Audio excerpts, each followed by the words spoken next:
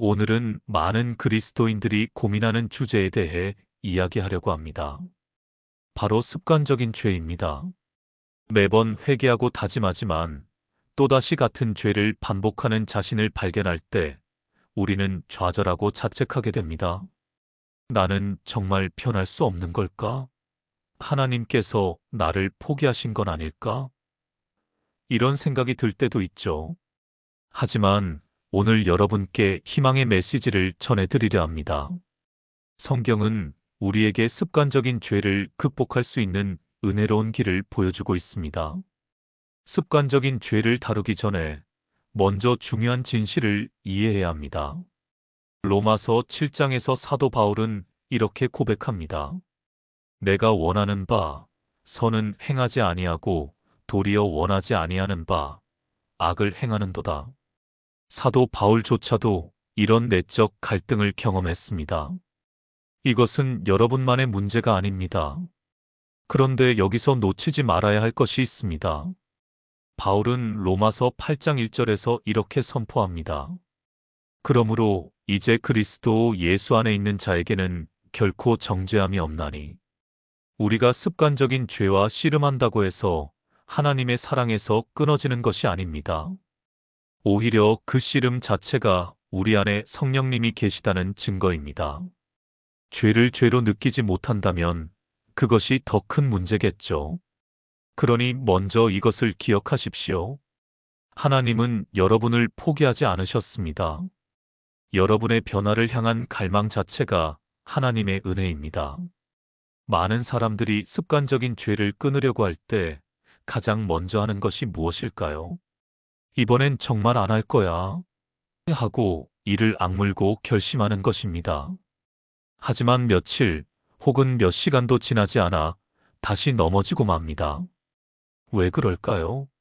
에베소서 2장 8절은 말합니다. 너희는 그 은혜에 의하여 믿음으로 말미암아 구원을 받았으니 이것은 너희에게서 난 것이 아니요 하나님의 선물이라. 우리의 구원이 은혜로 된 것처럼 우리의 변화도 은혜로 이루어집니다. 우리의 의지만으로는 결코 죄를 이길 수 없습니다. 시편 기자는 이렇게 고백합니다. 여호와여, 주께서 죄악을 지켜보실진대 주여 누가 서리이까? 우리는 모두 연약한 존재입니다. 하지만 다음 구절이 더 중요합니다. 그러나 사유하심이 주께 있음은 주를 경외하게 하심이니이다. 하나님의 용서하심, 그 은혜가 우리를 변화시키는 힘입니다. 우리가 해야 할 일은 더 힘을 내는 것이 아니라 더 깊이 은혜 안으로 들어가는 것입니다. 그렇다면 구체적으로 어떻게 해야 할까요? 성경은 우리에게 실제적인 지혜를 제공합니다. 첫째, 빛 가운데로 나오십시오. 요한복음 3장 20절과 21절은 말합니다. 악을 행하는 자마다 빛을 미워하여 빛으로 오지 아니하나니 진리를 따르는 자는 빛으로 오나니. 습관적인 죄는 대부분 어둠 속에서 은밀함 속에서 자랍니다. 야고보서 5장 16절은 그러므로 너희 죄를 서로 고백하며 병이 낫기를 위하여 서로 기도하라고 말합니다.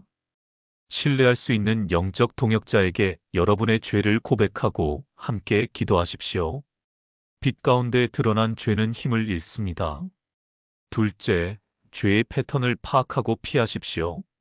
잠언 4장 14절과 15절은 말합니다. 악인의 길로 들어가지 말며 그 길을 피하고 지나가지 말며. 여러분의 죄가 어떤 상황에서 어떤 감정 상태에서 일어나는지 관찰하십시오. 배고플 때, 외로울 때, 스트레스 받을 때, 특정 장소나 사람들과 함께 있을 때, 그 해당 상황을 파악하고 지혜롭게 피하십시오. 이것은 도망이 아니라 지혜입니다. 셋째, 빈자리를 선한 것으로 채우십시오. 마태복음 12장 43절부터 45절에서 예수님은 깨끗해진 집이 비어 있으면 더 악한 영들이 들어온다고 경고하셨습니다.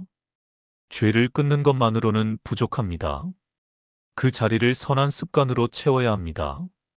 음란물을 끊으려 한다면 그 시간에 성경을 읽거나 운동을 하십시오. 분노의 습관이 있다면 감사일기를 쓰는 습관으로 대체하십시오. 골로새서 3장 2절은 말합니다. 위의 것을 생각하고 땅의 것을 생각하지 말라. 우리의 생각을 적극적으로 하나님의 것으로 채워가야 합니다. 넷째, 하나님의 말씀을 암송하십시오. 시편 119편 11절 내가 주께 범죄하지 아니하려 하여 주의 말씀을 내 마음에 두었나이다. 유혹이 올 때 즉시 사용할 수 있는 성경 구절들을 외우십시오. 예수님께서도 광야에서 시험 받으실 때 말씀으로 대적하셨습니다. 기록되었으되 말씀은 성령의 검입니다. 그렇다면 다시 넘어졌을 때는 어떻게 해야 할까요? 잠언 24장 16절은 말합니다. 대저 의인은 7번 넘어질지라도 다시 일어나려니와. 넘어지는 것이 끝이 아닙니다. 넘어진 채로 머무는 것이 문제입니다. 요한일서 1장 9절은 약속합니다. 만일 우리가 우리 죄를 자백하면 그는 미쁘시고 의로우사 우리 죄를 사하시며 우리를 모든 불의에서 깨끗하게 하실 것이요. 즉시 회개하고 일어나십시오. 자책하며 시간을 보내지 마십시오. 사탄은 여러분이 자책 속에서 마비되기를 원합니다. 하지만 하나님은 여러분이 은혜를 받고 다시 일어나기를 원하십니다. 베드로가 예수님을 3번 부인했지만 예수님은 그를 회복시키시고 교회의 기둥으로 세우셨습니다. 다윗은 간음과 살인을 저질렀지만 회개 후 하나님의 마음에 합한 자라 불렸습니다. 여러분의 과거가 여러분의 미래를 결정하지 않습니다. 하나님의 은혜가 여러분의 미래를 결정합니다. 습관적인 죄와의 싸움은 하루아침에 끝나지 않습니다. 하지만 빌립보서 1장 6절은 약속합니다. 너희 안에서 착한 일을 시작하신 이가 그리스도 예수의 날까지 이루실 줄을 우리는 확신하노라. 하나님은 여러분을 포기하지 않으셨습니다. 그분은 여러분 안에서 시작하신 일을 반드시 완성하실 것입니다. 의지가 아닌 은혜에 의지하십시오. 어둠이 아닌 빛 가운데 나오십시오. 그리고 매 순간 하나님의 사랑을 기억하십시오. 여러분은 변화될 수 있습니다. 그리스도 안에서 여러분은 이미 새로운 피조물입니다. 이 영상이 도움이 되셨다면 댓글로 의견을 나눠주세요. 다음 영상에서 또 만나요. 하나님의 은혜가 함께 하시길 축복합니다.